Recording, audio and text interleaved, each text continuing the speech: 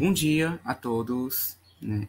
Meu nome é Luiz Vitor, eu sou o presidente da Liga Acadêmica Lactox e presidente da comissão organizadora da SEMAC, Semana das Análises Clínicas. Eu sei que vocês estão achando estranho ter um mini curso ao vivo, mas para sorte de vocês, a gente conseguiu um. E hoje a gente vai ter a presença de duas pessoas que vão ministrar, que no caso é a doutora Gabriela Woman e a doutora Silvana, né, que elas vão apresentar nosso minicurso de hoje, no caso, minicurso. E gostaria, já só botar essa doutora Gabriela, poder, e a doutora Silvana para apresentar. Bom dia, Luiz, bom dia a todos. Bom dia. Então, gente, a doutora Gabriela, ela fez doutorado em Ciências Biológicas pelo Instituto de Físico-Química, Instituto de Biofísica Carlos Chagas Filho, da Universidade Federal do Ceará. E a doutora... Do Rio de Janeiro. Do Rio de Janeiro. Desculpa, gente, estou um pouco nervoso. Tranquilo. Né? E a doutora Silvana, ela também fez doutorado em Ciências Biológicas pela Universidade do Rio de Janeiro também. Então, vou passar a vez agora para a doutora Gabriela. Obrigado, Luiz, obrigado pela apresentação também. Então, como o Luiz já falou, eu tenho doutorado em Fisiologia pela UFRJ, assim como a professora Silvana Lodge, que está aqui compartilhando a tela comigo. Eu só vou fazer um pequeno feedback para vocês entenderem por que a gente está aqui nesse mini curso, né? Um pouco exceção do evento de vocês. Mas a professora Silvana, ela foi minha orientadora de doutorado, então nos conhecemos na UFRJ, tenho um prazer de tê-la agora como colega. Então, nós fundamos, junto com mais duas pesquisadoras, um grupo de trabalho chamado Go Expert, que depois eu vou apresentar para vocês. E convidamos, na verdade, gostaríamos de oferecer esse mini curso para vocês entenderem um pouco sobre a técnica de imunistoquímica, que com certeza vocês, se já não trabalham, se já não trabalharam, provavelmente vão se deparar com isso durante a carreira depois profissional ou acadêmica na vida de vocês. Tá bem? Então, eu vou pedir, por favor, que vocês... se a professora Silvana quer também já dar um oizinho. Posso sim.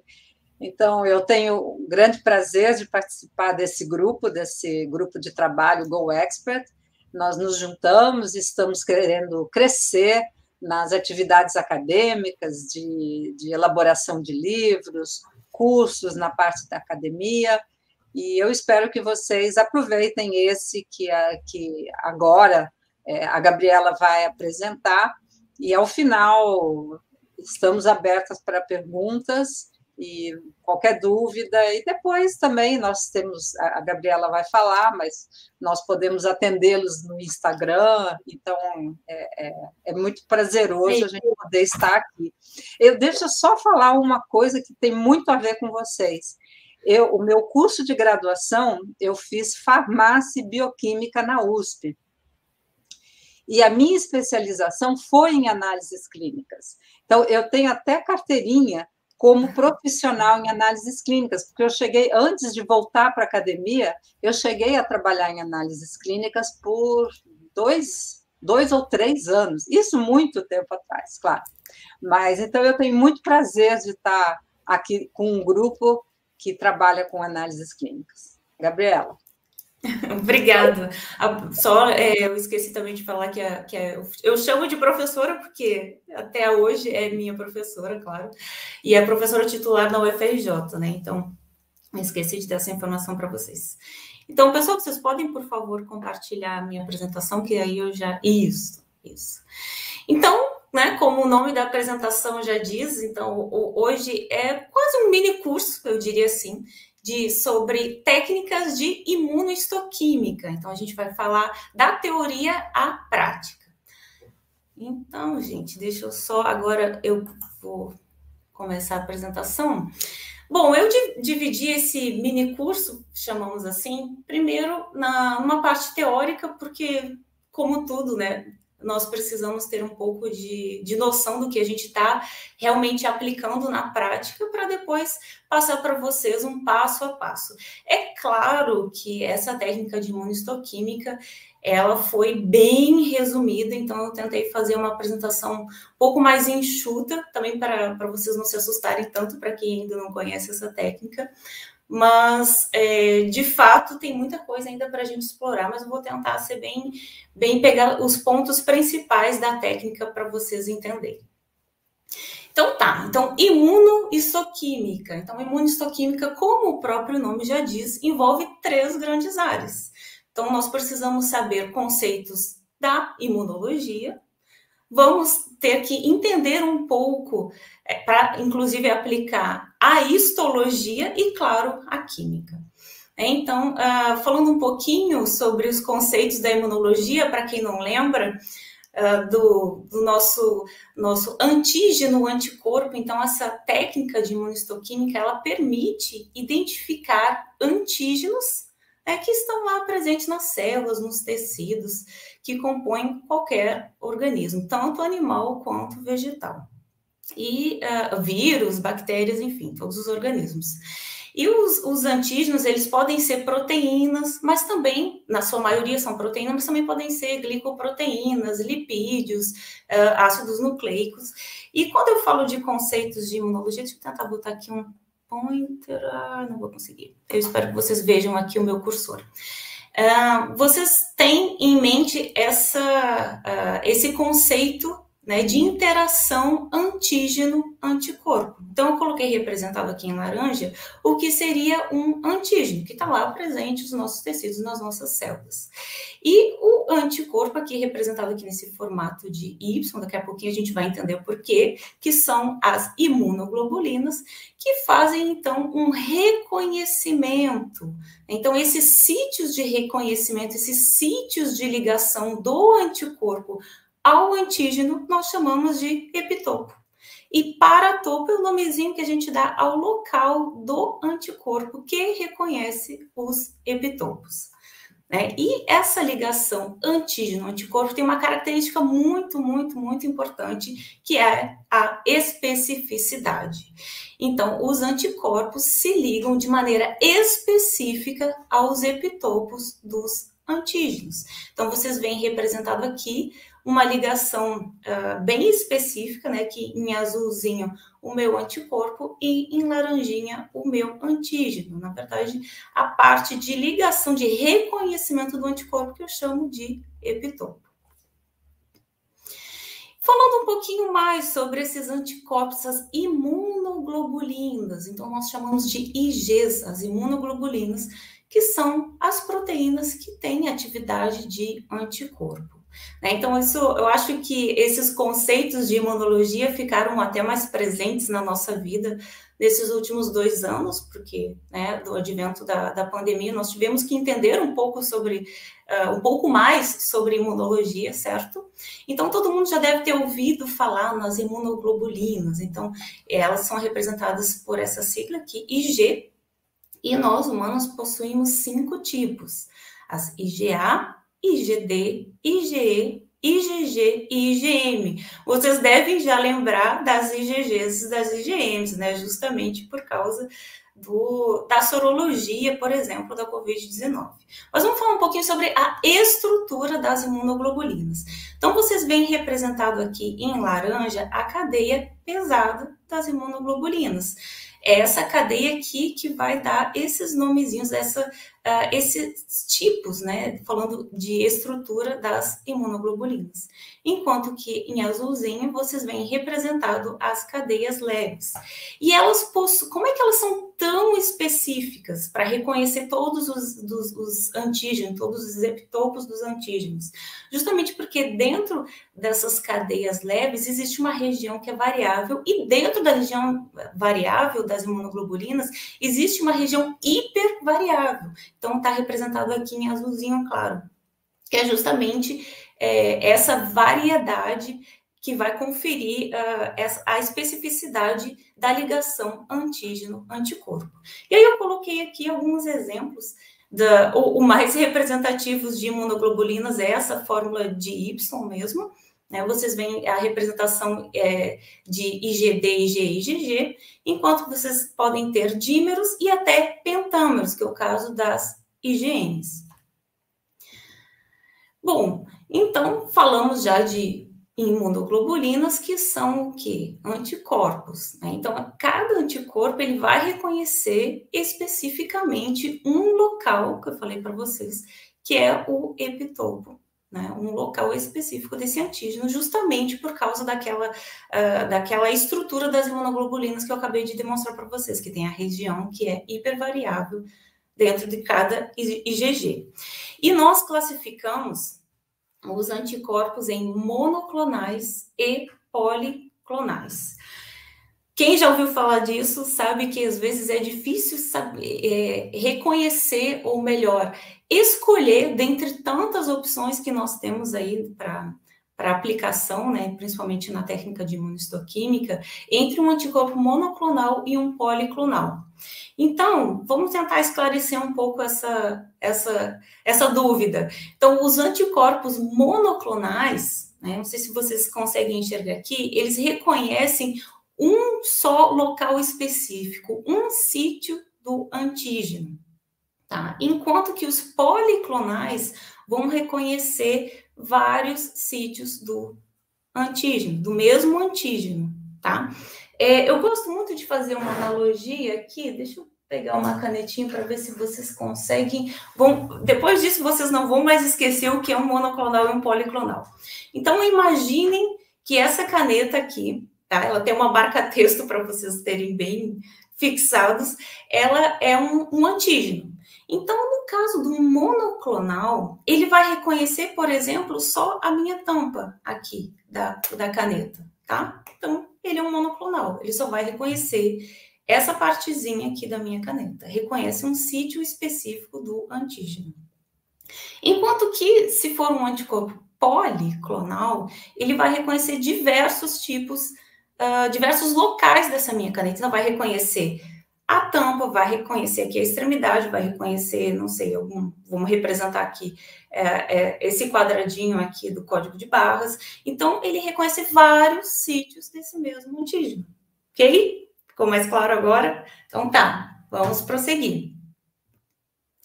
E aí, eu trouxe aqui, pessoal, uma tabelinha com, resumidamente, o que eu considero como sendo o joinha para cima é o vantagem de se usar um monoclonal ou um policlonal, e o joinha para baixo seria a limitação, eu não gosto de chamar de desvantagem, tá? Então, quando a gente... porque existe talvez um pré-conceito de que só os anticorpos monoclonais seriam os melhores para ser utilizados, tanto na imunistoquímica, na clínica, enfim. Isso não é verdade, né? Muitas vezes, o que nós queremos detectar, como vocês mesmos vão lembrar da minha canetinha, às vezes é melhor eu utilizar um policlonal, por quê, né? Então, ó, tá aqui o meu joinha. Porque ele tem a capacidade de detectar vários sítios de ligação do meu antígeno. Então, isso é uma grande vantagem de um policlonal. Enquanto que o monoclonal, ele vai ser, de qualquer forma, mais específico, tá? Eu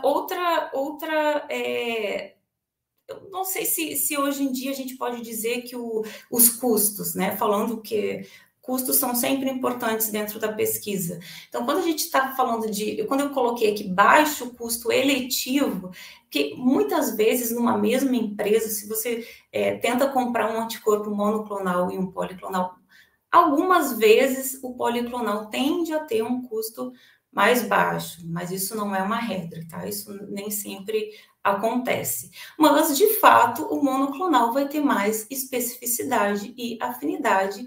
Por quê, né? Porque ele é feito, o modo como um anticorpo monoclonal, ele é purificado, ele confere mais homogeneidade, por exemplo. Né? Então, vocês vão ter uma menor variabilidade de lote para lote também. E isso é importante na clínica. tá bem? Então, algumas dessas vantagens para um se transformam em limitações no caso do policlonal. Então, ele não é tão homogêneo, ele pode ter mais variabilidade de um lote para outro, ele possibilita a presença de anticorpos que não tem tanta especificidade quanto o monoclonal, isso em termos de sítios de ligação, tá? Que a ligação antígeno-anticorpo, ela ocorre tanto no mono quanto no policlonal, e assim por diante. Então, como é que a gente vai saber o que escolher? Gente, isso é leitura. Então, vocês, quando vocês começarem, se já não trabalham com imunistoquímica, procurem protocolos, procurem ler sobre a espécie que vocês estão trabalhando, sobre o tecido, os meios de inclusão, tudo isso a gente vai falar um pouco na apresentação de hoje, mas sempre procurem informações prévias, né? Olhem os artigos científicos que já tratam do modelo que vocês estão trabalhando, tá? Então, essa é uma dica que eu sempre vou passar, né? Leitura prévia. Bom, continuando aqui nos nossos métodos imunistoquímicos, nós costumamos dividir os métodos em dois, o direto e o indireto. Então, eu até trouxe sempre essa representação para ficar mais fácil de vocês acompanharem aqui as explicações. Então, o azul vai ser o meu tecido, a minha célula, o AG aqui está de antígeno, enquanto que vocês veem aqui o formatinho da minha imunoglobulina, o meu anticorpo primário. Então, quando eu falo de método direto, né, esse Mzinho aqui está representando um marcador. O meu anticorpo primário, vejam, ele já está ligado a um marcador, tá? E aqui eu tenho aquela ligação antígeno-anticorpo que é extremamente específica. E por que eu preciso de um marcador? Ora, como é que eu vou enxergar essa ligação específica antígeno-anticorpo no meu tecido, na minha célula?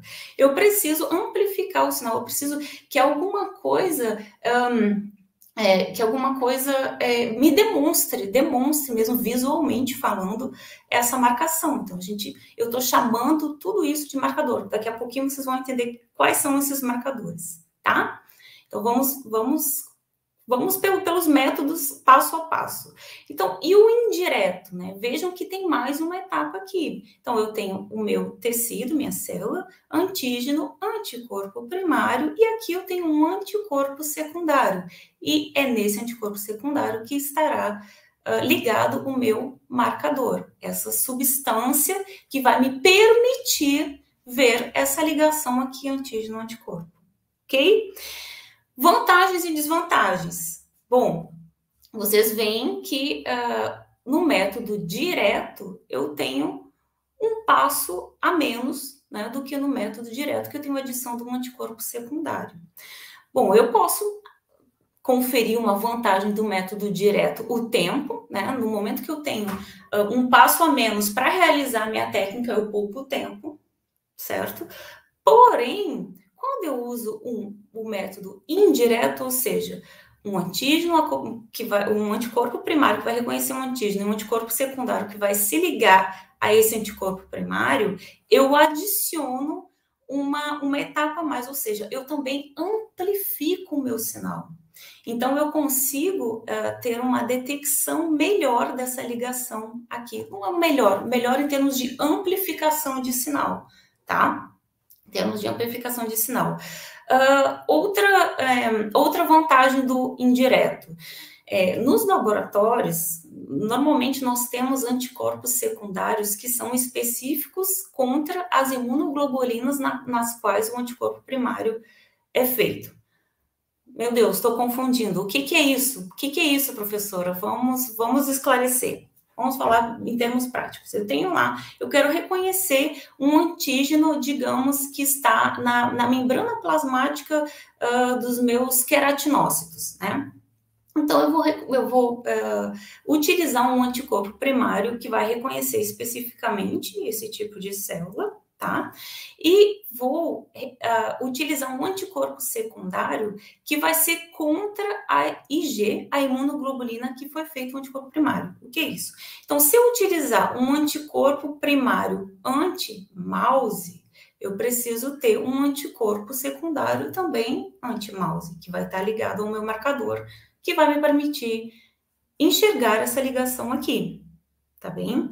Então, se eu tenho, por exemplo, um anticorpo secundário anti-mouse, IgG, eu posso utilizar não somente contra esse meu anticorpo primário que vai reconhecer um queratinócito.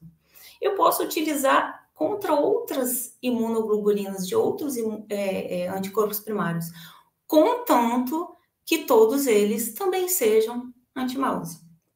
Tá? Daqui a pouquinho eu acho que isso vai ficar um pouco mais claro para vocês, então confiem em mim. Continuando, então dentro desses métodos, nós falamos aqui, métodos imunistoquímicos direto e indireto. Eu vou me ater ao indireto porque de fato é o que vocês provavelmente vão encontrar nos seus laboratórios, locais de trabalho, tá? Porque ele realmente tem uma aplicabilidade mais ampla.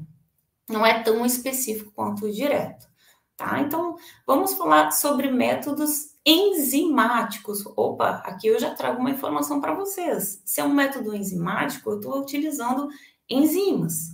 E são essas enzimas que vão reagir com substâncias que nós chamamos de cromógenos e vão me permitir a visualização daquela ligação antígeno-anticorpo. Então, lembram que eu comentei com vocês aqui, deixa eu voltar, desse Mzinho aqui, que é o marcador? Então, agora a gente já tem uma dica do que pode ser esse marcador. Pode ser, sim, uma enzima. Então, vamos falar um pouquinho sobre esse método enzimático.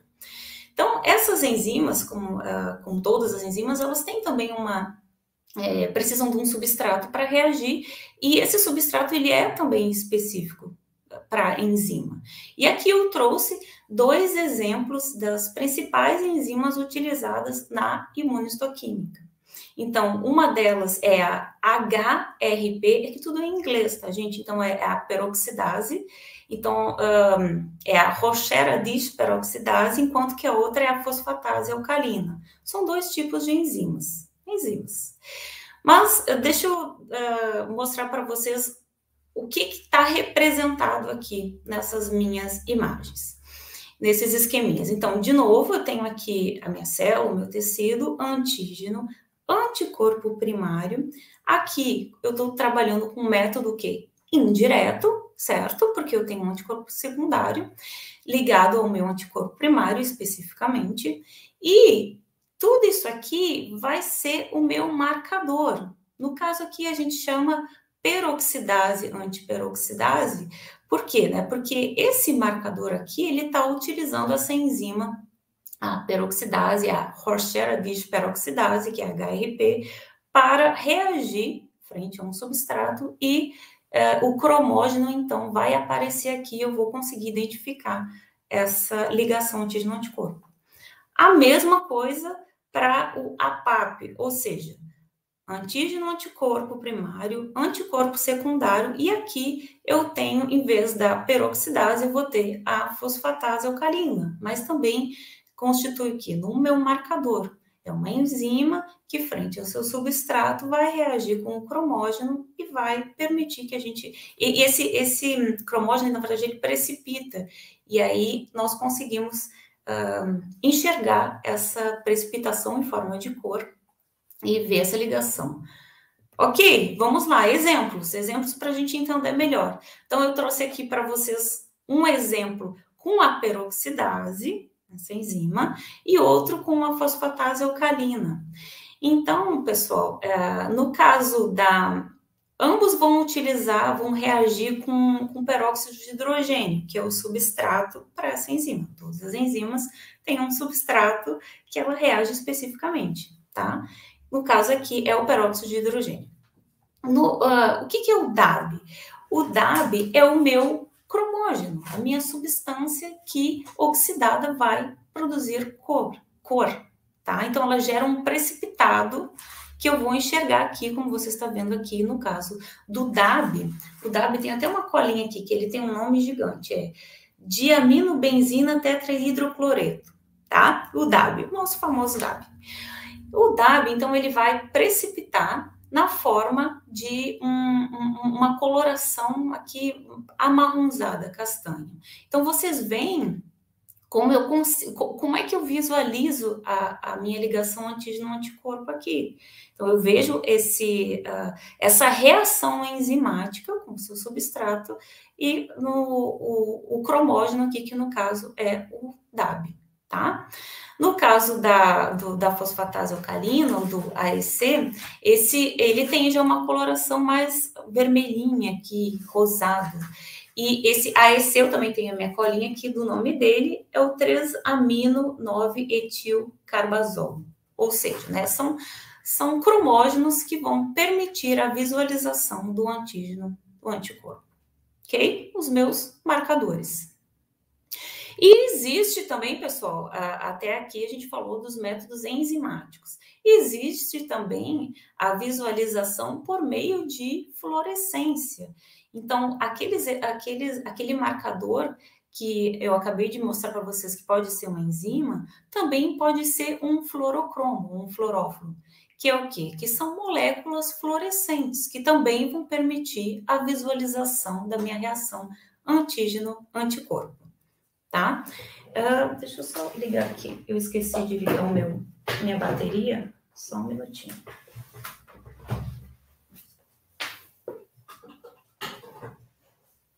Deu. Não ter problema da gente perder a apresentação. Então, continuando. Então, aqui a gente vai falar, então, da fluorescência. Essas imagens que vocês veem são imagens de fluorescência, ou seja, eu tenho ainda a minha ligação antígeno-anticorpo, só que o meu marcador agora, em vez de ser uma enzima, vai ser um fluorófilo, vai ser uma substância que emite fluorescência, tá? E aí eu trouxe para vocês os principais fluorocromos, que justamente são esses corantes, fluorocromos ou fluorófilos, são a mesma coisa, que são esses corantes utilizados na imunofluorescência, ou seja, eles têm a capacidade de absorver um comprimento de onda de luz, ó, vocês veem aqui até, tá aqui nessa tabelinha de excitação, então eles absorvem esse comprimento de onda e emitem num comprimento de onda maior, que a gente chama de emissão. E aí, esses aqui são os principais encontrados dentro dos microscópios de fluorescência. Então, a gente tem a fluoresceína, a rodamina. Então, são fluorófilos que têm esses corantes fluorescentes, que têm essa capacidade de excitação e emissão. Bem? Ok. Falamos bastante sobre teoria de imunistoquímica. Então, aqui a gente a gente fez uma revisão de alguns conceitos de imunologias, entramos aí em enzimas, em fótons, né? Vamos agora para o passo a passo da técnica de imunistoquímica. Afinal de contas, todo mundo quer aplicar essa técnica, né? Eu dividi em 10 passos. Sim, pessoal, é uma técnica, embora seja extremamente útil em várias áreas, e eu vou provar isso para vocês, é uma técnica que é bastante trabalhosa e um pouquinho demorada. Tá? Então, são 10 passos, eu vou tentar, de maneira simplificada, explicar um por um para vocês, tá bem? Então, começa com o quê? Eu vou lá, tô com a minha... deixa eu voltar aqui. Então, antes disso aqui, né, pessoal, lembrem-se sempre, leiam, procurem artigos que trabalhem com animal, com o tecido, com a proteína que vocês pretendem estudar, ou com a doença, a patologia, enfim. Seja qual for o objetivo do estudo de vocês, leiam antes. Então, todos esses passos aqui, eles são importantes, tá? Nem sempre todos vão ser necessários para vocês realizarem a imunistoquímica de vocês. Por quê? Porque depende Depende de diversos fatores, depende do antígeno que eu estou buscando observar, depende do tecido, depende do animal. Daqui a pouco a gente fala um pouco, eu vou contar um pouco sobre a minha experiência e vocês vão entender o porquê isso é bem variável, tá? Então, tudo começa pela coleta da amostra biológica. Então, vocês veem aqui um frasquinho com algum fixador. Esse fixador, eu coloquei aqui os 3 principais. Normalmente, a gente fixa o tecido em formaldeído ou paraformaldeído ou em álcool 70. De novo, cada tecido vai ter um fixador adequado. Tá? Às vezes é formaldeído, às vezes é paraformaldeído. São semelhantes, são, mas eles têm também limitações, tá? Dependendo do tecido que vocês forem trabalhar. E aí, uma dica que eu sempre dou é não deixar ele fixado por mais de 24 horas. Por quê? Porque pode acontecer o que a gente chama de mascarar o antígeno. Né? Então, vocês veem que essa ligação antígeno-anticorpo, ela é, como eu já falei diversas vezes, ela é específica, nós conseguimos observar isso por meio da imunistoquímica, né, e os nossos marcadores, mas isso já se tem demonstrado em diversos modelos experimentais que fixar um tecido por mais de 24 horas, seja ele em qualquer dos fixadores, ele pode mascarar, dificultar a ligação do anticorpo ao antígeno, tá? Isso é o mascarar o antígeno que está escrito aqui, tá? Então, assim, pode dificultar a ligação, o reconhecimento do meu anticorpo primário ao meu antígeno, ok? E aí, essas são as 2 principais, né, técnicas dentro da histologia. Agora a gente está falando de uma outra parte bem importante da imunistoquímica, que é a histologia. Então, não sei se vocês já viram isso na faculdade ou trabalham com isso mesmo nas suas clínicas, enfim, nos seus trabalhos de pesquisa, mas a histologia, ela tem um monte de passinhos também para ser executada. Então, eu simplifiquei ao máximo para não ser cansativo essa apresentação para vocês. Mas nós podemos realizar cortes com o material emblocado em parafina, tá? Ou então podemos realizar cortes com material congelado, e é nesse aparelhinho que não sei se vocês já conhecem, que se chama criostato. Esse aqui é o famoso micrótomo. Com certeza vocês já devem ter visto algum micrótomo, ou pelo menos alguma lâmina histológica na vida de vocês, né? Então, a histologia, ela é extremamente importante para a realização da imunistoquímica. De maneira geral, quando a gente vai fazer a imunistoquímica, nós já temos isso aqui tudo preparado, né, gente? Então, nós já fixamos o tecido, emblocamos em parafina ou então em uma outra substância que chama OCT para fazer os cortes congelados. Esses cortes são congelados mesmo, que é ficar menos 20. E realizamos os cortes, né? Então, vocês têm uma ideia que isso é extremamente fino. Então, ele tem aí 4, 5 micrômetros, às vezes 10 micrômetros, tá? De espessura. E aí, vamos organizando nas lâminas histológicas. E aí que a gente vai começar o processo mesmo da imunistoquímica. Até agora eu falei para vocês a fixação e a histologia também fazem parte da própria da histologia como um todo, né? Da histologia clássica. E aí eu trouxe algumas soluções de lavagem que são mais utilizadas, pessoal. Então, tem aqui 2 detergentes, né, que é o Triton X e o Twin 20. Eles, dependendo do protocolo, eles variam um pouco com relação às suas concentrações, mas, de maneira geral, eles são diluídos junto a um tampão fosfato, tá, que é o chamado PBS, tampão fosfato. E por que eles são importantes? Por que eu preciso de detergente, de solução de lavagem no meu protocolo de imunistoquímica? Ora, digamos que eu tenha um antígeno dentro da minha célula, que fique lá no núcleo, por exemplo, ou que, enfim, faça parte de uma organela citoplasmática. Eu preciso que o meu anticorpo primário chegue até esse antígeno, até o epitopo desse antígeno. E os detergentes, eles vão auxiliar na entrada do anticorpo dentro da célula, por exemplo, justamente por causa da bicamada lipídica. Então, esses detergentes, nas suas concentrações, variando nas suas concentrações, vão facilitar a entrada do anticorpo, tá? Para a ligação no antígeno. E aí, resumidamente, eu trouxe recuperação antigênica e bloqueio de enzima endógena. Nossa, que nomes são esses, né, gente?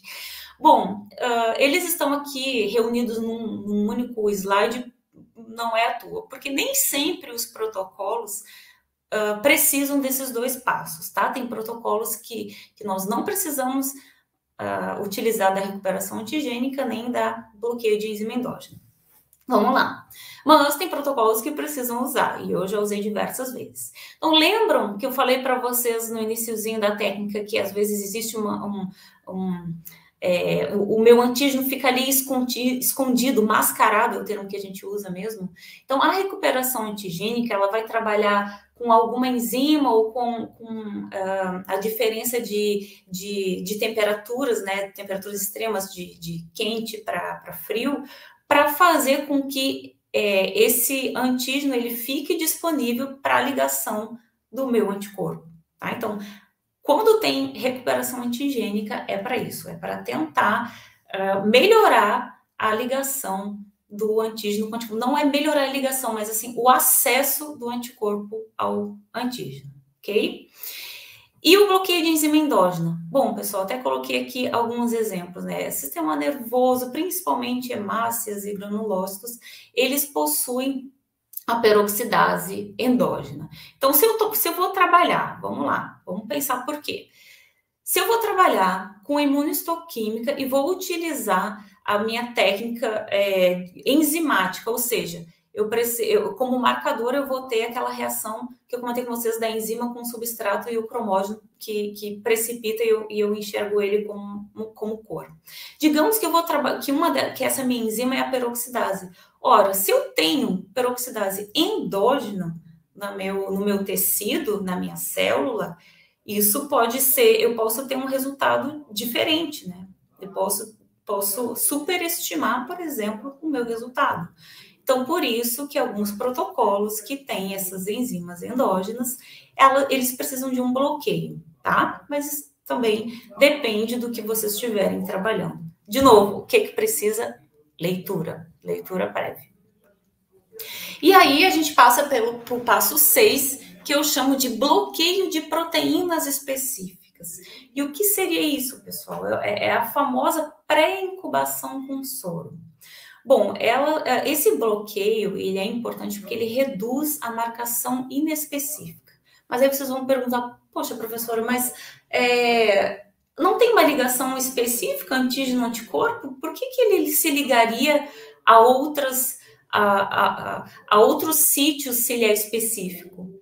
Ok? Sim, existe a ligação antígeno-anticorpo específica, mas, né, o anticorpo secundário ele reconhece, né, ele é feito contra a IgG do meu primário. Então, ele pode reconhecer, ele pode até se depositar em locais específicos, né? Então, por isso que a gente usa esse bloqueio de proteínas específicas. E, normalmente, esse bloqueio é feito com albumina bovina de soro, o BSA, ou outros soros. Aqui eu coloquei soro de cabra, mas outros soros. Por quê? Justamente porque eles têm uma quantidade muito grande de proteínas. E, dessa maneira, eu pré-incubando, eu consigo reduzir a marcação específica, tá? E aí, para chegar, então, à adição do meu anticorpo primário. O anticorpo primário, gente, ele tem... Olha, hoje em dia existe, eu acho que, anticorpos que reconhecem todas as partes de célula, de organela, de ácido núcleico. Como eu falei para vocês, não são só proteínas que ele reconhece, tá? Mas aqui vocês veem representados, né, os anticorpos, e aqui seria a ligação dele nesse triângulozinho vermelho, meu antígeno, enquanto que se eu tenho um triângulozinho de outras cores aqui, a bolinha representa justamente esse bloqueio que eu fiz no passo anterior, bloqueio com o soro, tá? Ou com a albumina. E aí, o que eu preciso sempre avaliar no meu protocolo? A diluição do meu anticorpo primário, o tempo de incubação e a temperatura, né? Então, às vezes, por que temperatura? Né? Normalmente, os fabricantes, eles vêm com um manualzinho que a gente chama de datasheet, né? Que é um manualzinho de utilização desse anticorpo. Mas esse manual, às vezes, vem assim, você pode usar uma diluição de 1/100 a 1/1000. É um range muito grande. Então, é sempre importante vocês testarem antes também, tá? Fazerem também pré-testes. E a temperatura, por quê? Porque alguns protocolos trazem que a gente tem, na verdade, uma combinação. Se eu deixar por mais tempo, por exemplo, overnight, eu não preciso deixar eu, na verdade, preciso deixar uma temperatura mais baixa de incubação. Se eu quiser se eu utilizar um tempo menor, mais rápido, normalmente essa temperatura é um pouco mais elevada, tá? Mas isso tudo tá dentro da especificação do que vocês estão trabalhando. E aí, depois do anticorpo primário, de novo, gente, ele é específico para o meu antígeno. E aí entra se esse anticorpo primário vai ser monoclonal ou policlonal. Lembrem da canetinha, né? Ou ele vai ser policlonal ou monoclonal. Então, ou ele vai reconhecer vários sítios do meu antígeno, ou vai reconhecer especificamente no caso do monoclonal. E aí, eu vou para o meu anticorpo secundário. E isso aqui o que, gente? Se eu estiver falando de método indireto, tá? Então, no meu anticorpo secundário, eu trouxe aqui as duas metodologias que eu comentei na apresentação. Então, vocês veem aqui de novo, né? O antígeno, o anticorpo primário e o meu anticorpo secundário, com um asterisco, que é o meu marcador, no caso aqui, ligado a um fluorocromo, que vai emitir fluorescência e eu vou enxergar aqui a minha marcação, tá bem? No caso das enzimas, a ideia, né, a construção, a metodologia é a mesma. Então, o antígeno, o meu anticorpo primário específico contra esse antígeno, o meu anticorpo secundário, que é específico contra o anticorpo primário, e aqui o meu marcador, no caso, vai ser uma enzima ligada a um cromógeno. E aí eu vejo aqui esse tipo de marcação. Vamos lá. Eu preciso de meios de montagem também para visualizar essa reação. Então, a gente faz isso em lâminas. Normalmente, a gente usa meios de montagem orgânicos e aquosos, dependendo se eu estiver trabalhando com fluorescência ou com enzimas, para, então, ser visualizado ao microscópio. E eu trouxe esses dois microscópios por quê? Né? Porque muitas pessoas têm, digamos assim, uma ideia de que se eu não utilizar a fluorescência, vou voltar aqui, se eu não utilizar a fluorescência, o meu fluoróforo, eu não vou ter uma marcação bonita, eu não vou conseguir uma publicação legal. Poxa, mas aí como que eu vou fazer isso se eu não tenho um microscópio de fluorescência? Que vocês concordam comigo que para eu ter um fluoróforo excitado num comprimento de onda específico, eu preciso ter essa luz incidindo de maneira específica na minha amostra. Tá? E para isso a gente usa os microscópios de fluorescência, porque eles têm esses canais, ó, vou mostrar aqui para vocês, eles têm eles têm canais de, por exemplo, de emissão de comprimento de onda no azul, no verde, tá? Próximo do laranja, do vermelho. Então, são microscópios mais caros, mais avançados, exigem uma manutenção, enfim. Mas, pessoal, se vocês não tiverem isso nos seus locais de trabalho, nos seus laboratórios, não quer dizer que vocês não vão realizar a técnica. Por quê? Porque um simples, né? Estou chamando aqui de simples, mas a gente sabe que não. Mas um microscópio óptico, que é utilizado para diversas outras funções no seu laboratório, inclusive na histologia, ele consegue atender, né? Por quê? Porque eu estou trabalhando aqui, por exemplo, com a minha reação enzimática. Quando eu falo de reação enzimática, eu não preciso de um comprimento de onda específico, como na fluorescência. Eu trabalho com luz visível, tá bem? Então, vocês conseguem sim realizar a técnica de imunistoquímica e observá-la lindamente aqui no seu microscópio óptico, tá bem? Esgotamos o assunto? Claro que não, né, gente? Eu tô falando isso porque eu cheguei até o 10, né? Até o 10º passo que eu comentei, que seria os 10 passos da técnica. Mas, né, vocês devem estar perguntando, poxa, onde é que eu posso aplicar isso nas análises clínicas que eu trabalho? Gente, o campo é gigantesco, gigantesco. Eu enumerei aqui alguns que eu lembrei, assim, que vocês podem, que vocês devem estar trabalhando, ou vão, ou podem trabalhar. Então, diagnóstico de câncer, infecções, patologia, tem muita aplicação da imunistoquímica. Detecção de vírus, parasitas, o Papa Nicolau também pode ser feito com imunistoquímica. Por quê? Né? Porque a gente parte do princípio, lembra que eu comentei com vocês, da histologia.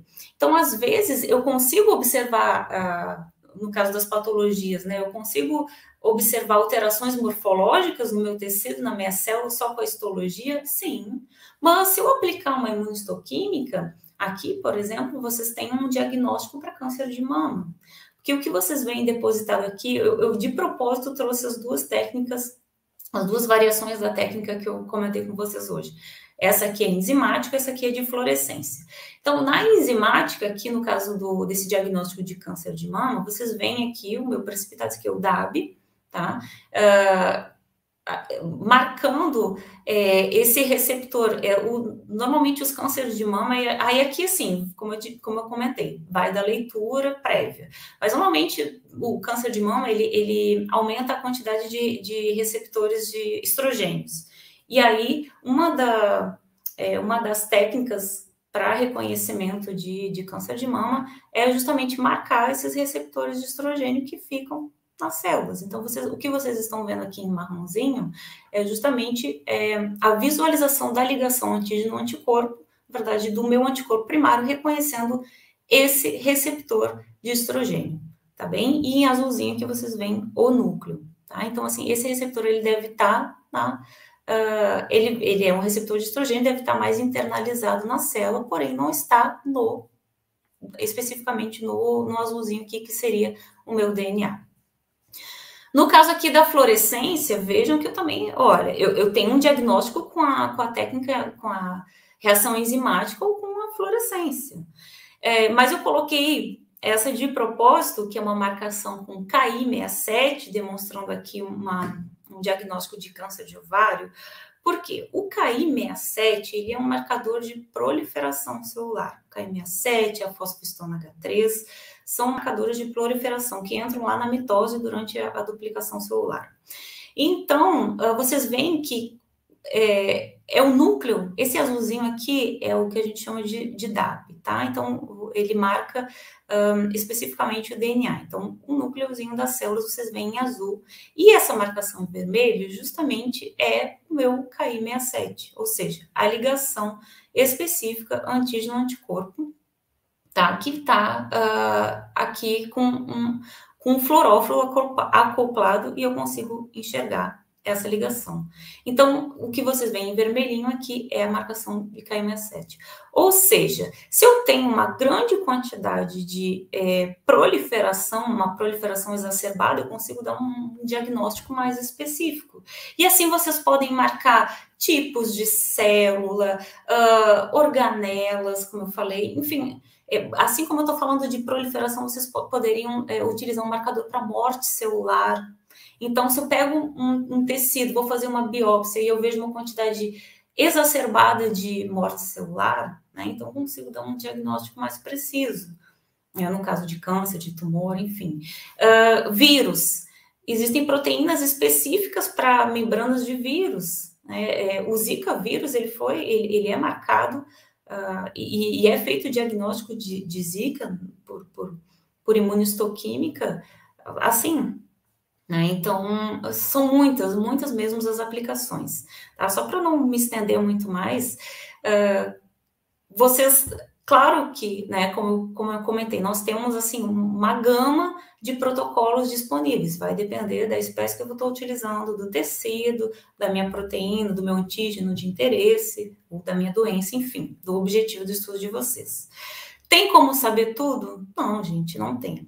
Mas, pensando nisso, eu e mais o nosso grupo da GoExpert, que vocês já viram ali, falaram também com a professora Silvana, junto com a Paula e com a Isadora, nós já trabalhamos com essa técnica há muito tempo, pelo menos 10 anos que eu me lembro. E nós sempre, eu passei por muitas dúvidas, tive muita adequação de protocolo, sempre li muito a respeito, trabalhei com modelos bem diferentes, não trabalhei só com modelo vertebrado de camundongo, rato, não, eu trabalhei com modelo invertebrado, onde eu tive que realmente pesquisar, adequar protocolo, fazer alterações, trabalhar com diluições, com tempos diferentes, enfim, um leque de oportunidades, não de oportunidades, mas são muitas as variações e eu tive que testá-las, né, uma a uma, até chegar à adequação correta do meu protocolo. E, assim como eu, as minhas outras 3 colegas também passaram por perrengues bem similares. Então, nós resolvemos, e uma dificuldade que a gente tinha sempre era de encontrar isso essas variações num só local, de não ter que ficar pesquisando semanas a fio por protocolos diferentes, enfim. Então, nós resolvemos compilar todas essas informações em um e-book. E aí esse e-book saiu esse ano, chama Técnicas de Imunistoquímica da Teoria à Prática, né, nós 4 autores. E vou aproveitar a oportunidade para fazer um pouco da divulgação, porque realmente, pessoal, a professora Silvana, eu também sou professora lá na UFSC, muitos alunos tinham dúvidas sobre como utilizar, o que utilizar, e eu acho que a gente conseguiu, pelo menos, fazer um apanhado bem grande de todas as variações da técnica. Aliado a isso, né, além de toda a parte teórica que eu passei muito rapidamente aqui para vocês, mas tem todo detalhado a parte teórica da imunistoquímica, o passo a passo, os 10 passos e as suas milhões de variações, e além disso, nós também colocamos um anexo de soluções, porque isso também era uma dificuldade, né, do que adequar. Então, vai estar ali específico, se você estiver utilizando um anticorpo nuclear, tente um PBS diluído com tampão, com o detergente lá, o Twin 20 a 0,05, porque vai ajudar. Não. Então, tem tudo isso bem especificado no anexo de soluções. E uma outra parte do e-book que ficou bem legal mesmo, sou suspeita de falar, mas realmente ficou muito legal, são um anexo que nós colocamos para resolução de problemas. Então, eu tirei um print aqui só de uma parte desse anexo, tem bem umas 3 páginas, com coisas bem específicas, né? Então, por exemplo, com relação ao processamento e corte, se eu tiver curvas irregulares, quais foram minhas possíveis causas, como é que eu posso solucionar? Então, isso veio do quê, gente? Com certeza dessa experiência de nós 4, desses muitos anos aí trabalhando com imunistoquímica, tá? Então, se vocês tiverem interesse e forem trabalhar, eu acho que é bem legal. Inclusive, o nosso e-book vai ser sorteado aqui para o evento. Nós disponibilizamos um e-book para sorteio dos participantes. Eu vi que tem as regrinhas de como concorrer nesse sorteio, tá? Tá lá no Instagram do evento. E eu também deixo aqui, pessoal, os nossos contatos, né? Então, Gabriela, esse é meu e-mail pessoal, mas a gente tem o e-mail da GoExpert. Sigam a gente no Instagram. A gente tem o Facebook e tal, mas eu acho que o Instagram é o que está fluindo melhor em termos de conteúdo. Tem bastante coisa gratuita e para vocês baixarem, e muitas explicações até bem atuais, dicas de leitura, enfim, um pouco da nossa experiência. Criamos um canalzinho no YouTube, que ainda está bem no comecinho, e esse aqui é o link da Hotmart, que é a plataforma que está ancorado no nosso e-book, tá? Então, depois eu posso deixar ali peço para o pessoal passar para vocês no chat, mas se alguém tiver interesse do e-book, e claro, né, óbvio que a gente não poderia deixar de oferecer um desconto, então conseguir um desconto frente à Hotmart para vocês participantes do evento. Então, durante o evento da semana, se vocês colocarem esse cupom ali, IMUNO10, vocês terão 10% de desconto para o e-book. Tá bem, pessoal? Então, agradeço mais uma vez a atenção. Eu espero que eu tenha esclarecido um pouco do que é a imunistoquímica. Eu, particularmente, gosto muito de trabalhar com ela.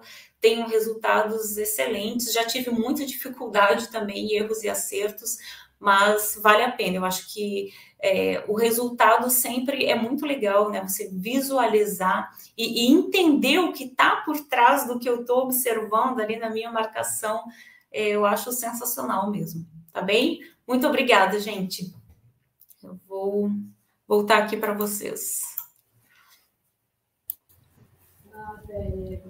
Então, agora, gente, vamos para a parte das perguntas. Fique que já tem uma da Juliana Moing. Não tenho certeza se seria válido, mas eu lembro que na técnica de Westbold a gente usa o TBS twist para fazer a lavagem dos anticorpos. Qual seria a questão na imunistoquímica? Também daria? Sim, Juliana, excelente. Olha, a técnica de imunistoquímica e o imunoblotting tem muito em comum. Assim como eu comentei com vocês, que tem a ligação ali antígeno-anticorpo, no imunoblotting a gente também vai ter uma ligação semelhante, porque só que você está trabalhando especificamente com proteínas. Então, no imunoblotting, a gente tem aquela corrida de proteínas, e aí eu consigo...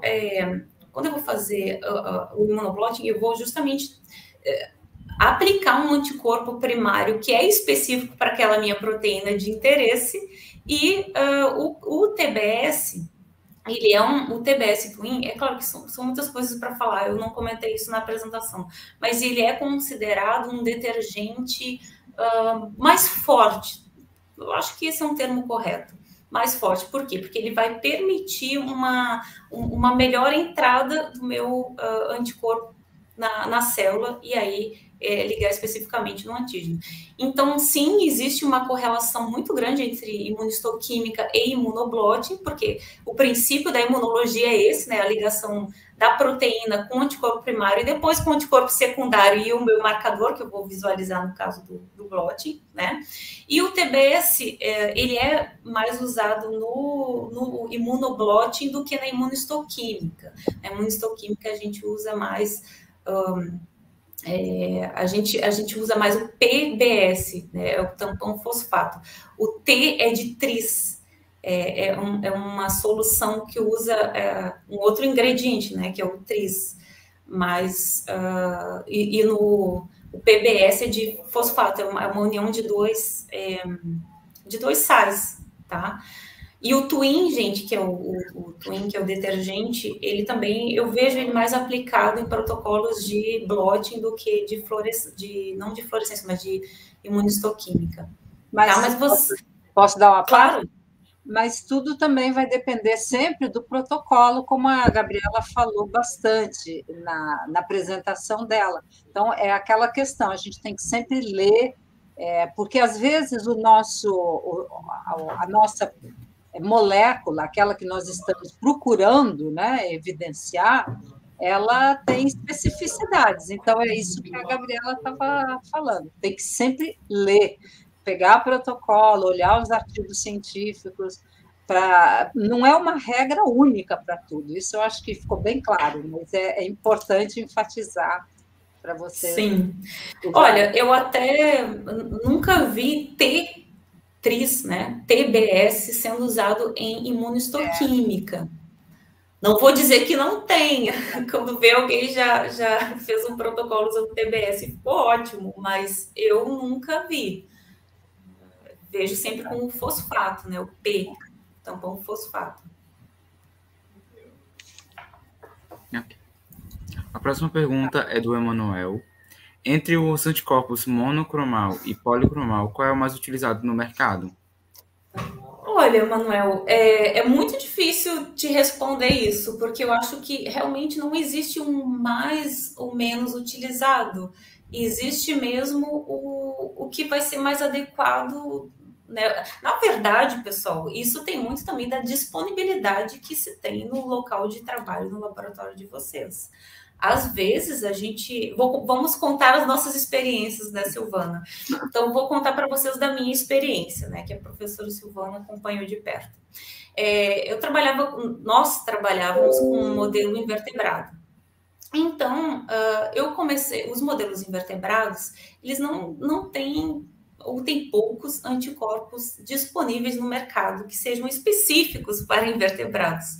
O que a gente tem mais são direcionados para camundongo, rato, coelho, cabra, né? Enfim, vertebrados. E humanos, né? Humanos, claro, humanos, sim, gente, com certeza, humanos. Obrigada. E quando eu comecei a utilizar esses anticorpos no meu modelo animal, eles começaram, o protocolo não dava certo. Então, e eram, de maneira geral, anticorpos monoclonais. Tá? Então, eu passei a procurar anticorpos policlonais. Por quê? Né? Porque lembra que eu comentei com vocês, né? Se eu tenho a minha especificidade, no caso do meu modelo invertebrado, né? Que eu não tenho um anticorpo comercial disponível ali para mim. Então, se eu tiver meios de fazer a minha ligação acontecer, no caso do policlonal, que agora você já sabe, as chances de eu conseguir essa marcação vai ser maior. Então, para mim, no meu modelo de estudo, um policlonal sempre me permitiu marcações do que um monoclonal. Tá? Então, assim, isso realmente, eu não sei como te responder de uma outra maneira, assim, eu não sei se a professora tem mas depende do que vocês estiverem utilizando. De verdade, depende. Como a Gabriela já tinha falado, é muito mais específico. É bom para a gente usar o monoclonal se a gente tiver. Agora, nem sempre aquela molécula vai ter o seu anticorpo muito específico, o monoclonal. Então, no caso, e como ela mesmo some invertebrado, é muito melhor a gente procurar um policlonal. Quem sabe a gente consiga pegar aquele determinante antigênico, aquele epitopo, né? Porque no caso do monoclonal é aquele mesmo, a não ser que dê uma reação cruzada. Mas no caso do policlonal, nem sempre vai ser tão específico, isso pode ser ruim, né? Mas nem sempre tem disponível. Então, a gente sempre tem que jogar com todas as possibilidades que a gente dispõe, né? Essas possibilidades que a gente mesmo dispõe. Então, não tem uma mais utilizada no mercado. Talvez no caso das análises clínicas, talvez tenha mais anticorpos monoclonais. Eu estou fora do mercado das análises clínicas, né? Quem sabe ainda volte, mas eu acho que, para o caso de humanos, eu acho que tem muitos anticorpos monoclonais disponíveis para a maioria dos diagnósticos que são usados, né? Acho que respondeu, né, Emanuel? Eu acho que sim. Próxima pergunta também é do Emanuel. Qual seria o método imunistoquímico mais utilizado? O direto ou o indireto? Eu só sei te responder, Manuel. É o indireto. É o indireto por quê? Né? Porque te permite uma... deixa eu tentar explicações que vocês... Porque falando é difícil do que demonstrando ali num slide. Mas porque assim, num método direto, vai ter só o marcador ligado ao anticorpo primário. Então, eu vou ter que ter muitos anticorpos. Eu só vou trabalhar com o anticorpo primário ligado ao marcador. No caso do indireto, eu tenho a adição do anticorpo secundário. E o anticorpo secundário ele é contra a IG do anticorpo primário. Ou seja, vamos falar em termos práticos. Eu tenho lá no meu laboratório anticorpos primários para marcar, eu falei ali, né, de proliferação e apoptose, né, e morte celular. São duas coisas que acontecem em tudo que é tecido animal. Proliferação e morte. Eu tenho, ambos são anticorpos monoclonais, que são feitos, por exemplo, em camundongo. Então, são anti-mouse, monoclonais anti-mouse.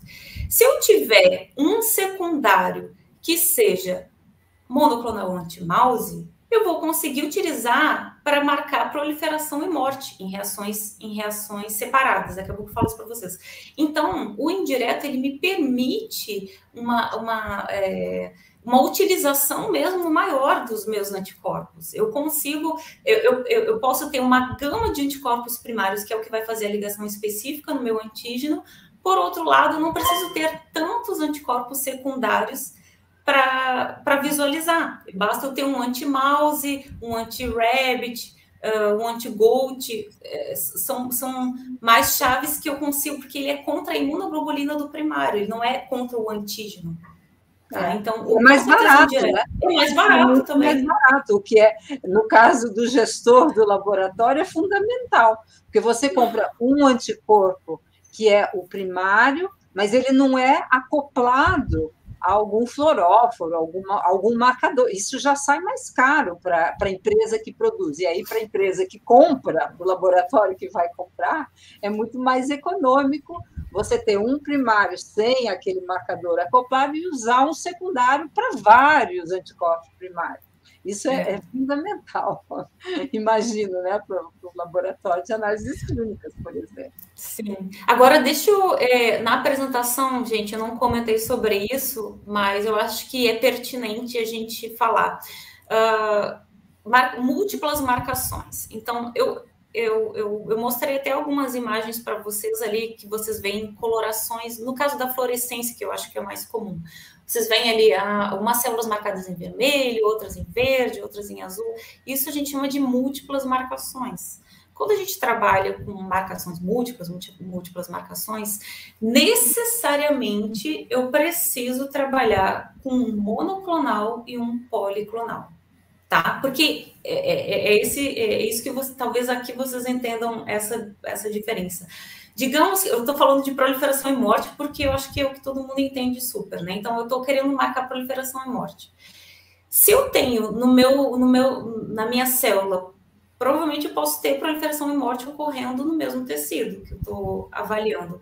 Se os dois forem monoclonais e eu utilizar um marcador, um anticorpo secundário monoclonal, como é que eu vou diferenciar o que é proliferação e o que é morte? Tá? Visualizando.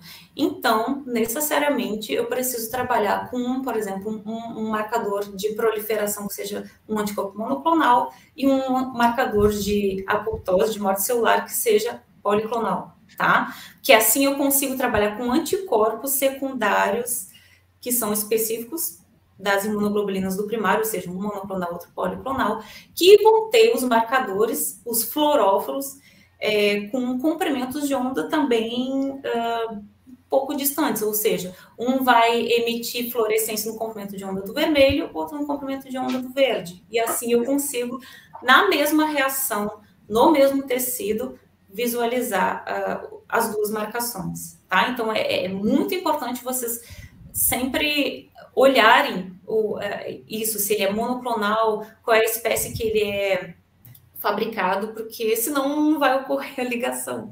Ou vocês vão querer fazer múltiplas marcações com um mesmo monoclonal ou um mesmo policlonal e não vão depois diferenciar o que é o que. Tá bem? Só um detalhe. Que mais? Outra pergunta do Emanuel. Qual é a diferença entre as enzimas peroxidase, o PAP, né? PrEP, e a fosfatase. Olha, Em termos de aplicação da imunistoquímica, as duas podem ser utilizadas. Isso vai depender do que vocês gostariam. Primeiro, às vezes o próprio laboratório já tem uma que é utilizada, mas digamos que assim, talvez a tua pergunta seja, se eu for comprar, qual que eu devo comprar? Bom, as duas são tão eficientes quanto, acho que não tem diferença quanto a eficiência. Eu acho que talvez a peroxidase seja mais usual, mas tem um detalhe que vocês precisam levar em conta, que é o tecido amostra de vocês. Então, digamos que vocês estejam trabalhando com hemácias, tá? Então, vocês estão trabalhando com hemácias. E aí eu quero fazer uma reação enzimática e vou utilizar a peroxidase, né, como enzima. Bom, eu tenho que levar em consideração que as minhas hemácias podem ter peroxidases endógenas. Eu não posso utilizar, então, essa enzima? Posso. Basta que eu faça aquele passinho do bloqueio da enzima endógena. É um passo super simples, é só adicionar uma soluçãozinha com peróxido, que é o substrato. Enfim, tá? Mas talvez nesse ponto seja legal vocês utilizarem daí a fosfatase, porque aí eu não vou ter esse conflito. Né? Mas outra diferença é com relação ao precipitado que vocês vão visualizar. No caso da fosfatase é um precipitado mais rosinha, assim, avermelhado, e a peroxidase é o castanho. Então também vai depender do que vocês... Basicamente, depende. Por exemplo, no caso do rim, talvez não seja bom usar fosfatase, talvez seja melhor usar peroxidase. É esse o raciocínio que tem que ser feito. O que ele tem mais no tecido? Né? E aí, claro, sempre dá para a gente dar aquela bloqueada, mas se puder usar um outro método, pode ser útil, né? Pode ser um resultado melhor. Mas acho que é isso mesmo.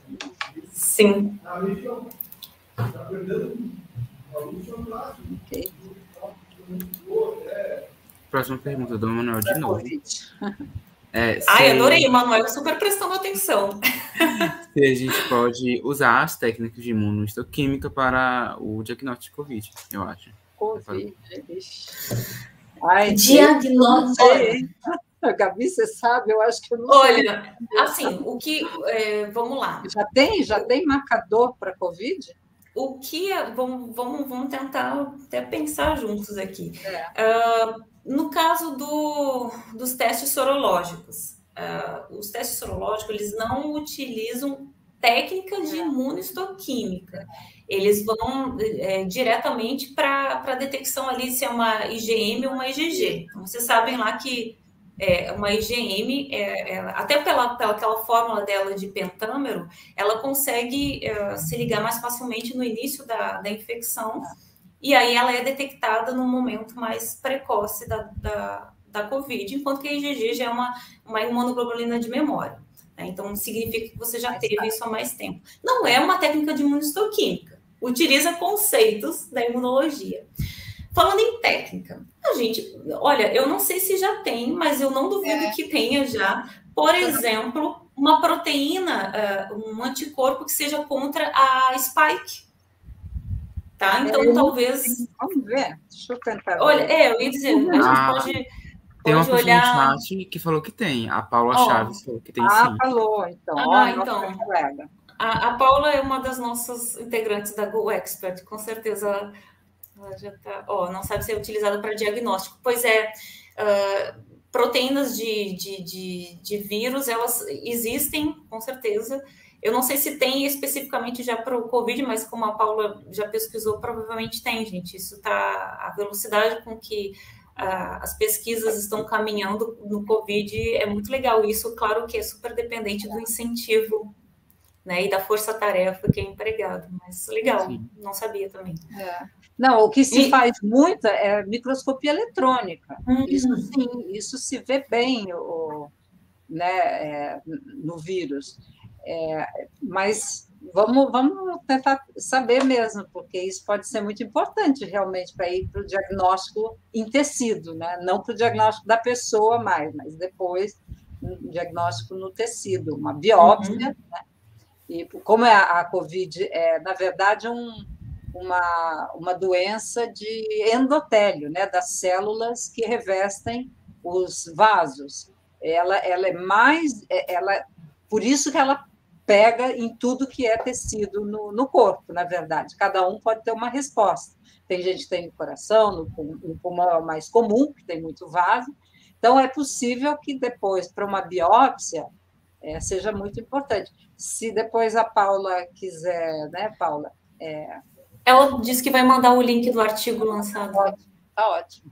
Muito então, bom. Confiram lá, depois me contem. Depois me contem.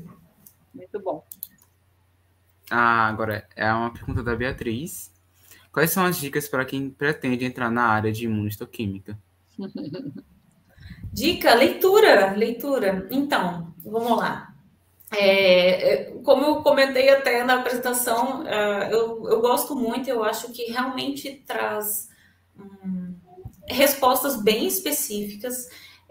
Você consegue, essa ligação antígeno, tipo, pela especificidade que tem, você consegue detectar a nível celular, muitas vezes intracelular de organela, o que for do teu interesse. E isso se aplica, né, a célula, a tecido, a um organismo, como eu comentei ali, patologias, tumores, cânceres, infecções. Então, acho que dicas seria vocês, primeiro, lerem, né, assim, a leitura prévia do animal que vocês vão estar trabalhando, do tipo de tecido. Por que eu estou falando isso, né? Eu dei o exemplo aqui dos meus modelos invertebrados, tá? Existe também variações com relação a tecido. Às vezes tem tecido que é mais fibroso e vocês vão ter até uma fixação diferente. Tem tecido que tem mais lipídio, e aí quando eu vou passar, por exemplo, pela minha histologia, eu vou passar por desidratação, por xilol, então isso vai ser diferente.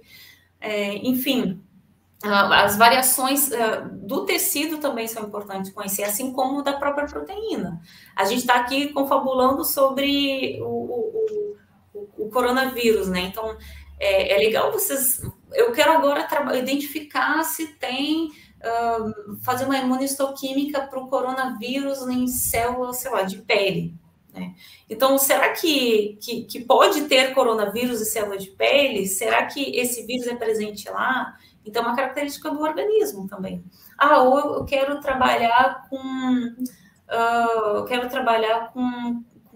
mitocôndria, né, com respiração mitocondrial. Então, tem uma cadeia de enzimas que também estão presentes, que provavelmente devem ter anticorpos que marcam elas, né? O processo de mitofagia, que é super específico. Vou pegar uma coisa mega específica.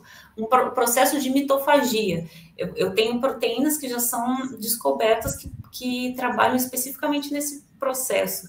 Será que se eu utilizar esse marcador num outro modelo animal, eu vou ter essas mesmas proteínas? Será que elas são conservadas? Então, essas são perguntas que só com leitura mesmo, indo atrás de artigos, às vezes, conversem com pessoas que já trabalharam com isso, pessoas do laboratório ou de outros laboratórios também. Eu acho que essa realmente vai ser a dica que eu tenho para te dar, Beatriz. Foi a dica que eu aprendi com a professora, inclusive. Eu acho que essa foi a última pergunta. Ai, que ótimo. Então, quero agradecer a presença das professoras. Muito obrigado pelo meu curso incrível. E muito feliz, né? Estou muito feliz pela presença. Espero trabalhar mais vezes com vocês. Nós também. Então, agora eu vou só dar... Se as professoras quiserem falar alguma coisa antes de acabar o mini curso. Só agradecer, realmente, essa oportunidade, acho que foi muito bom. É um público diferente para nós, então acho que foi um primeiro contato, acho que é muito bom, e como você falou, esperamos, né, até continuar uma conversa. Obrigada, Emanuel.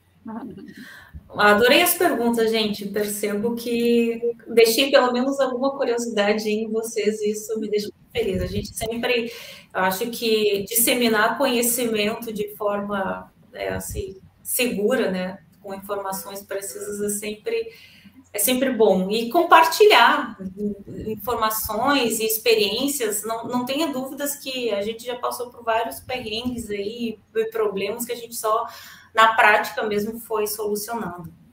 Tá bem? Então, obrigado também pela oportunidade. E sigam a gente lá nas redes sociais para vocês terem as dicas também. A gente sempre faz os posts sempre com embasamento científico de revista bem conceituadas, digamos assim. Já tem... Sérios, muito sérios. Exatamente, muito sérios. Com muita certeza. A gente só com muita certeza. Quando a gente tem certeza. Obrigado, gente. Foi um prazer. Obrigada. Até a próxima. Então, gente, eu vou dar só uns informes agora para vocês. Lembrando que quem não pôde assistir esse minicurso ao vivo, ele vai ficar disponível aqui no nosso canal do YouTube. E a frequência dele vai estar na descrição. Então, vão lá, façam o preenchimento do formulário. E lembrando, temos 2 sorteios rolando lá no canal, lá no perfil do Instagram do evento. Vão lá, comentem, sigam as reguinhas, né, que vai dar tudo certo. E lembrando que hoje a gente tem uma palestra, né, no caso, mesa redonda, com 2 convidados internacionais. Então, vai ser às 2h da tarde, um pouco mais cedo, por conta do fuso horário, que lá é 4 horas de diferença. Então, vai começar às 2h da tarde. Fiquem atentos. A gente vai mandar um e-mail com o link, né, tudo bem bonitinho. Fiquem atentos também no grupo do Telegram, que a gente vai estar informando tudo por lá também. E à noite também teremos mais uma palestra, que será com o mestre Ian, que vai começar, se eu me lembro bem, às 8h30 da noite. Mas também vamos mandar e-mail informando tudo bem bonitinho. Então, fiquem atentos, olhem seu e-mail e sigam a gente nas redes sociais. E até a próxima, pessoal.